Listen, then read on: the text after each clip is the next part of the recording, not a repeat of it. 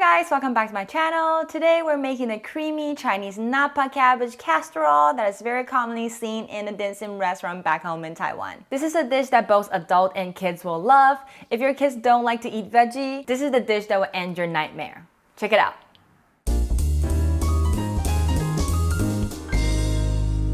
Hi new friends, this is Erica right here. I'm a Taiwanese citizen currently living in America. Cooking and traveling is my passion, so I'm here to share with you my favorite Asian recipes. On top of that, all my videos cover a little food knowledge and a history background of the dish, as well as a Chinese lesson at the end of the video. So if that interests you, please subscribe and keep watching.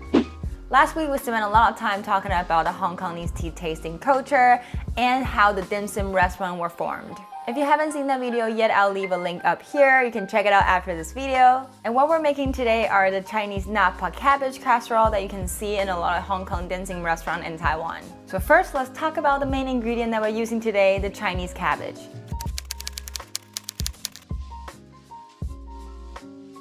This so-called Chinese cabbage is actually named as Napa cabbage, or you can also call it Napa.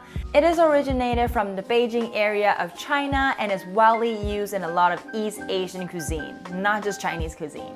The first notation of the Napa cabbage cultivation can date it way back into 15th century in China. And then it spread to Korea and Japan, and since the 20th century, it has also become a well-spread crop in Europe, Latin America, and also Australia. Even though this is probably the most common seen Chinese cabbage besides bok choy, I somehow still couldn't find these cabbage in the normal supermarket here in the US. So I assume most of you are not so familiar with this cabbage, and that's why I'm here. Napa cabbage is a type of cruciferous vegetable just like bok choy.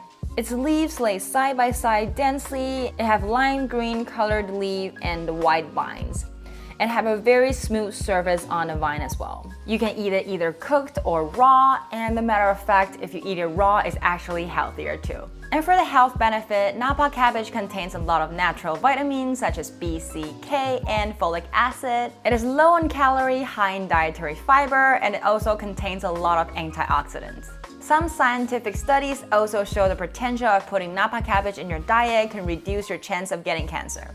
If you have seen one of my previous videos teaching you how to make the hot and sour shredded potato, you do love the taste but you're also worried about the calorie, you can use Napa cabbage to make the exact same dish and not worry about how much you can eat.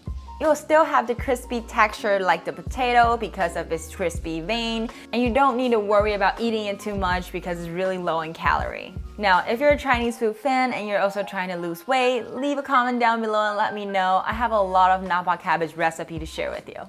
But without further ado, let's get into today's recipe and let me show you how to make this creamy Napa cabbage casserole. Let's go!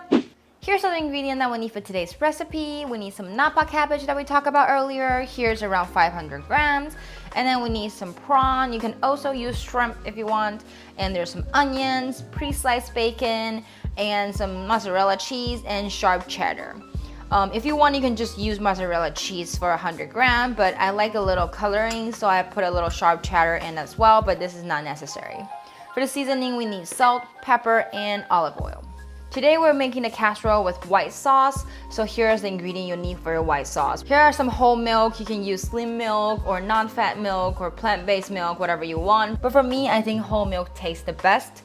And we have some heavy cream here and some cake flour and unsalted butter. As usual, the actual amount will be in the description box down below. First, we'll have to peel the prawn. If you haven't peeled a prawn before, here's how you do it. Same way will apply to shrimp if you're using shrimp today. Simply twist the head off and reach your finger into the inside of the prawn, and between the legs you can find a gap right there. Break it and peel it around the body. Raw prawn is very easy to peel. It should all slide off within 1 or 2 peels. And now the tail is a little trickier. What I like to do is just use my force to pinch the end of the tail, nip the meat inside but not break the whole shell, and then as soon as the meat is detached, just pull the tail shell off the prawn and voila! If this is too hard for you, you can also use a knife to cut off the end of the tail and peel it like the rest of the shell. Now the shell is all off, it is time to devein this beauty. Here's the fastest way to do this. Find the spot between the third and the fourth section of the prawn from the head and use a toothpick to poke into the closed surface area, and you'll see the vein right here. Use your finger to hold it in place on the toothpick and pull it straight out. If you're using a tiny shrimp, it might be hard to do this, so here's a second way to devein this non-vein poop line. Fun fact, these are actually not vein, even we call it deveined. It's more of a digest system that the shrimp can get rid of all its waste and also the extra sand in their body. Now, just simply cut open the back of the prawn and you'll see the vein very clearly. Either pull it out or rinse it off with water. Same things apply to the inner side of the vein. We just cut it open or use your toothpick to pick it out.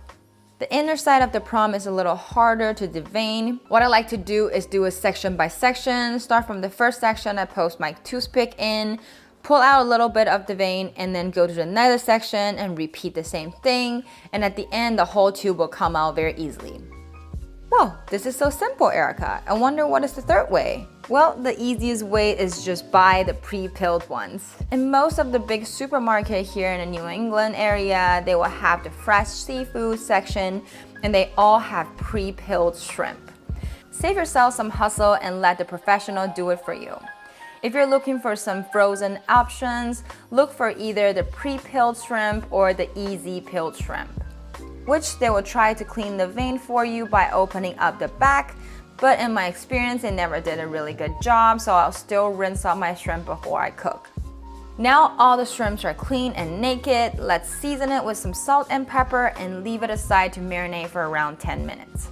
Next, rip or cut the Napa cabbage into bite sizes. I like it to be around this size, like 2 inches wide. Wash them up and set it aside. And also slice the onion, and when all the ingredients are ready, it's time to start cooking. First, let's make our creamy white sauce. Get a non-stick pan and put in your butter. Turn the heat to medium-low. Wait till all the butter is melted, add in the cake flour. Mix it real well until it turns into this pasty texture, and then add in the warm milk and mix it until the paste dissolves. It might take around 2 to 3 minutes, and then you'll see the sauce start to turn thicker.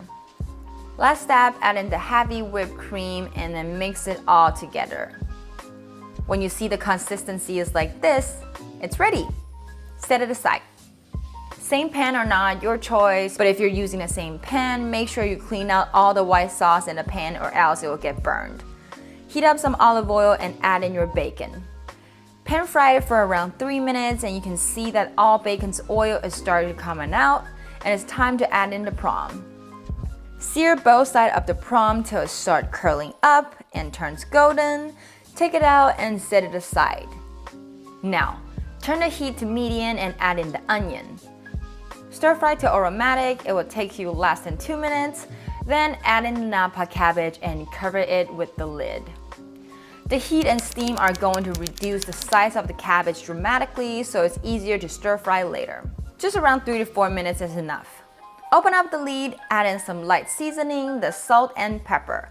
And here's a little trick. The cabbage contains a lot of water in them, so if you add in the white sauce right in, it might water down the sauce by the cabbage juice. So what I like to do is drain out all the juice before I mix in the white sauce. Since my pan is not oven safe, I'll have to use a glass loaf pan. So what I'm gonna do is just use a thong and grab out all the ingredients and put it into the glass. Next, add in the white sauce, mix it real quick, and add the shrimp on top of it. Sprinkle the mozzarella cheese on top evenly, and like I said earlier, I like to put a little coloring, so I add a little sharp cheddar on top. It is not necessary, you can just put 100 grams of mozzarella cheese and put it into a 400 Fahrenheit or 200 Celsius preheated oven for 10 minutes. When the cheese are all melted and you can see there's a little color changing on the top of the cheese, that means it's done. The creamy white sauce Napa cabbage casserole is ready. Whoa, this is beautiful. The cheese is beautifully done and the smell of bacon and cheese are the best part of this casserole. The cabbage is super creamy and the prawn is perfectly done. I can eat the whole thing for dinner and not needing anything else. The Napa cabbage is super sweet and soft. It feels like it's gonna melt in your mouth. While the cheese are creamy and flavorful, It is definitely a dish that both kids and adults will love. Now, while we're enjoying this dish, let's learn some Chinese. The word of the day today is 奶油焗白菜, the creamy Napa cabbage casserole. The first two characters is 奶油. What it means is butter. And in the English version, we call it the creamy sauce. And the third character is 焗, which means 焗烤. 焗烤means casserole. And the last two characters obviously are Napa cabbage today, the 白菜.